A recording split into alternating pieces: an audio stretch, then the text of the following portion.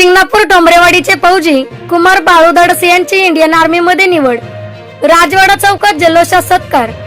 मान तालुक्यातील शिंगणापूर डोंबरेवाडी येथील फौजी कुमार बाळू सदाशिव धडसे यांची इंडियन आर्मी मध्ये निवड झाल्याबद्दल वीरभद्र कावडे व शिंगणापूर ग्रामस्थांच्या वतीने राजवाडा चौकात फटाक्यांची आतिषबाजी करून जल्लोषात सत्कार करण्यात आला।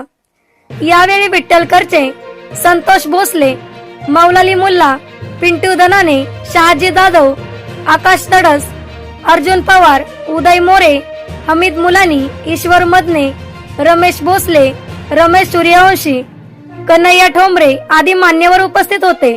सर्वांनी बाळू धडसे यांचा सन्मान करून त्यांच्या भावी वाटचालीसाठी शुभेच्छा दिल्या।